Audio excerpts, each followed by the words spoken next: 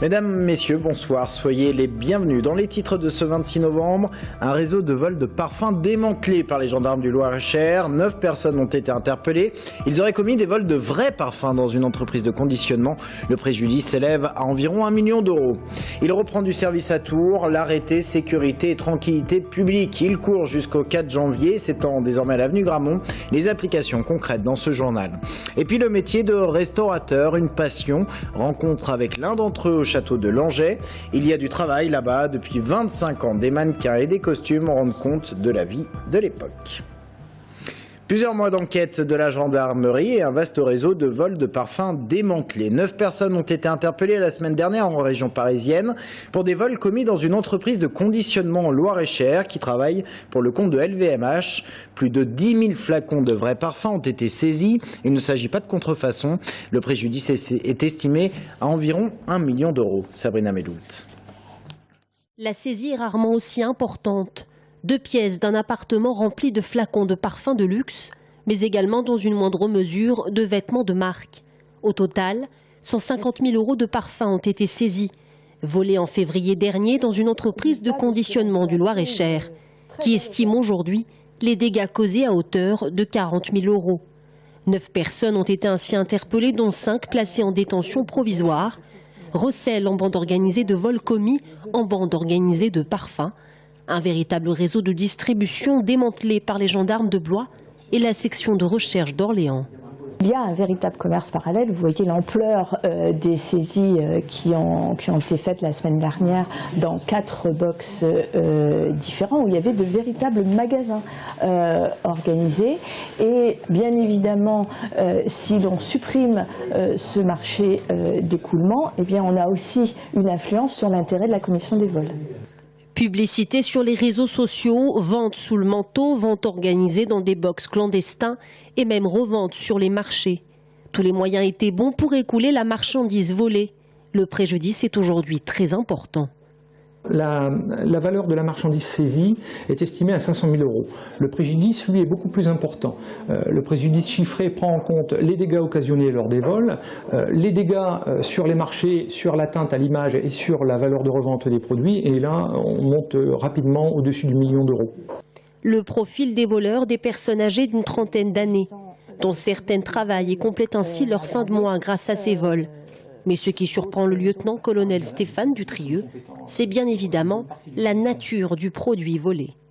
C'est assez rare, c'est pour ça que la structure est très bien organisée. On a trouvé lors des perquisitions uniquement des produits de luxe d'origine provenant de vols. Il n'y a aucun produit de contrefaçon. Les investigations menées dans le cadre de l'information judiciaire se poursuivent et visent à déterminer le rôle de chacun, mais encore plus à établir de nouveaux liens avec d'autres vols. Dans le reste de l'actualité, la journée contre les violences faites aux femmes et ce chiffre en Indre-et-Loire, 1500 plaintes déposées en 2013 par des femmes violentées et elles ne seraient dans le 37 que 10% à porter plainte. Ça en dit long sur la situation.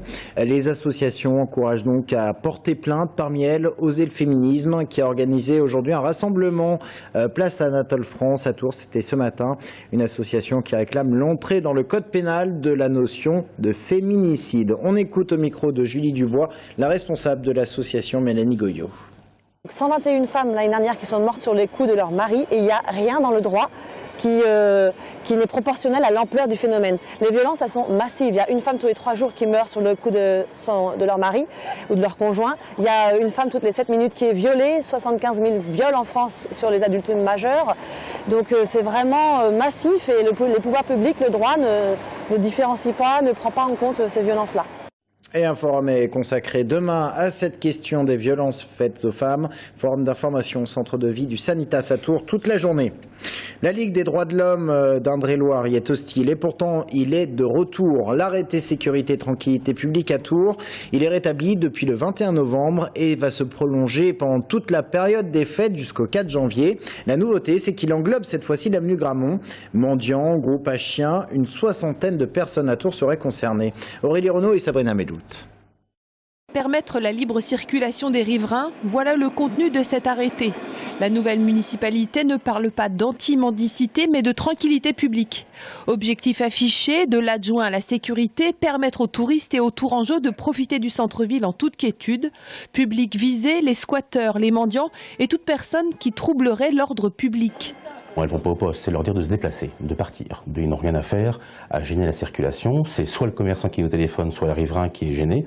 C'est le cas, on a eu beaucoup de cas évidemment ces dernières semaines. On a une demande et suite au succès, on va dire entre guillemets, du premier arrêté que nous avons pris et surtout qui a été formidablement bien appliqué par la police municipale de Tours, oui, évidemment qu'il y a une demande. Dès qu'il a été enlevé d'ailleurs cet arrêté, à la fin de l'arrêté, les gens demandaient à quand le prochain arrêté. Face caméra, les commerçants du centre-ville ne souhaitent pas témoigner, mais certains parlent d'un enfer au quotidien, de situations qui dégénèrent vite. Crachats sur les vitrines, bouteilles vides, crottes de chiens devant l'entrée de leur magasin, les squatteurs feraient fuir la clientèle. Évidemment, ce sont les policiers municipaux qui vont répondre à cet arrêté, puisque c'est un arrêté municipal.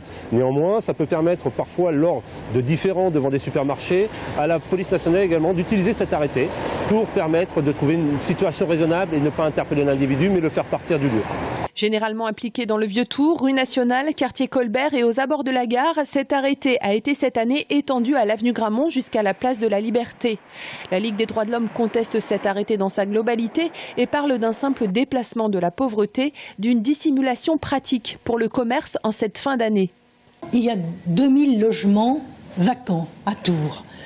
Le maire a un pouvoir de réquisition qui lui est propre en vertu de ses pouvoirs de police, qu'il utilise à mauvais escient, selon nous, à la Ligue des droits de l'homme, pour chasser les pauvres du centre-ville.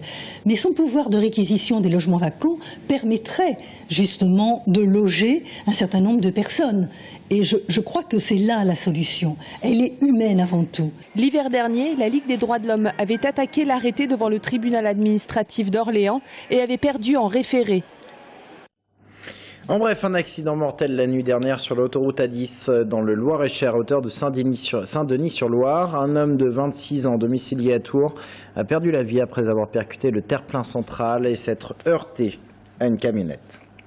Jean-Claude Mailly à Tours ce matin avec un grand meeting force ouvrière à l'hôtel de ville. Déplacement dans le cadre des élections professionnelles de la fonction publique.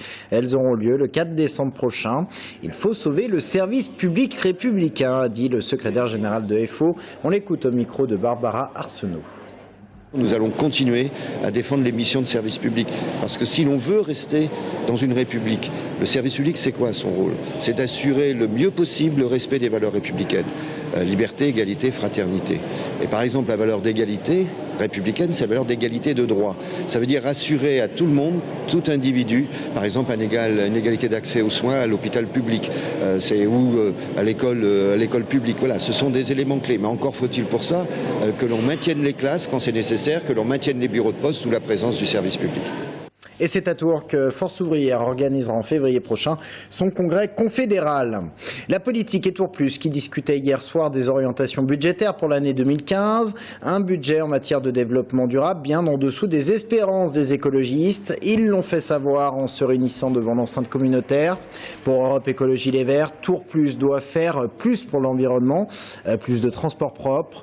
Le budget d'investissement qui lui est consacré doit passer pour Europe Écologie Les Verts de 1,5 million d'euros à 10 millions d'euros. La communauté d'agglomération de Tours, qui en plus de préparer son budget 2015, votait hier soir son entrée au sein de la centrale d'achat Prolis. Il s'agit de cette centrale commune lancée par les départements du Loir-et-Cher, de l'Eure-et-Loir et du Loiret. Elle fait concurrence à celle de la région Centre Achat, droite d'un côté, gauche de l'autre, mais un seul objectif, faire des économies en mutualisant les achats en tout genre. Tours Plus est aujourd'hui à droite et ce n'est donc pas une surprise pour Cécile Jonathan que Tours Plus ait choisi à Prolis. On l'écoute au micro de Sabrina Mellout. Le président Briand a indiqué que lui-même avait souhaité que Aprolis se rapproche de Centre Achat, mais pour le moment, ça n'est pas fait. Et donc, moi, je souhaite que notre communauté d'agglomération se développe en effet à partir de ces groupements d'achat, de ces centrales d'achat, pour le besoin d'économie et aussi pour rationaliser un petit peu les achats. Il y a des choses à travailler là-dessus, mais de le faire en concertation avec ceux qui existent et non pas en opposition avec notamment le projet régional. C'est la centrale d'achat des 3 départements qui s'est rapprochée du président Philippe Briand avec qui des négociations ont été engagées et qui se sont avérées fructueuses. Donc du coup, Philippe Briand n'a pas estimé nécessaire de faire une consultation avec d'autres centrales d'achat de la région, voire d'autres régions voisines qui existent. Les contacts se sont avérés fructueux et un accord a été très vite conclu. Quelques mots pour parler du Tours FC. Le club de foot avait un mois pour trouver un nouvel entraîneur après le départ d'Olivier Pantaloni. Alexandre Dujeu assurait l'intérim sans avoir les diplômes. Eh bien, le Tours FC va utiliser la technique du prête-nom. On écoute Jean-Marc Ettori, le président du club. Vendredi, vous aurez sur le banc de touche Alex Dujeu. Et puis voilà. Et il aura quelqu'un qui sera sur le banc pour couvrir Alex Dujeu. Alexandre Dujeu a Gilbert Zuncan comme adjoint, et je pense que c'est pas rien. Alexandre Dujeu qui reste donc l'entraîneur de Tours grâce à un prête-nom.